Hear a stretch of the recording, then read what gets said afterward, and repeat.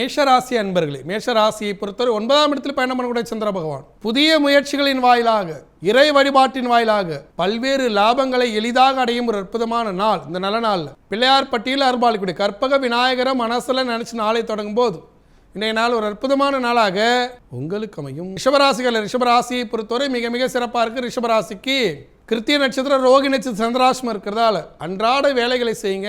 குரு பகவான் சாதகமாக இல்லை. நினைத்த நேரம் நினைத்த பணமானது வராது.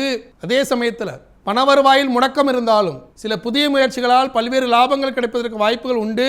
வாக்குவாதங்களை தவிர்த்து கொள்ள வேண்டும். லாபத்தை அதிகம் எதிர்பார்க்க கூடாது. இந்த நேரத்தில் பாண்டிச்சேரியில் அருள்பாலிக்கூடிய மணக்குள விநாயகரை மனசுல நினைச்சு நாளை தொடங்கும் போது இன்றைய நாள் ஒரு அற்புதமான நாளாக உங்களுக்கு அமையும். மிதுன ராசியை பொறுத்தவரை 7ஆம் இடத்தில் பயணம் பண்ணக்கூடிய சந்திர பகவான், குரு பகவான் சாதகமாக 2ஆம் இடத்திற்கு வந்திருக்கிற நேரத்தில் திருமண பேச்சுவார்த்தை கைகூடுவது, வெளிநாட்டு பயணம் மேற்கொள்வது, 2வது திருமணம் மேற்கொள்வது என்று சுப நிகழ்ச்சிகளை நடத்தும் ஒரு அற்புதமான நாள். இந்த நல்ல நாள் ஆந்திர மாநிலத்தில் அருள்பாலிக்கூடிய காணிப்பாக்கம் விநாயகர மனசுல நாளை தொடங்கும் போது இன்றைய நாள் ஒரு அற்புதமான நாளாக உங்களுக்கு அமையும்.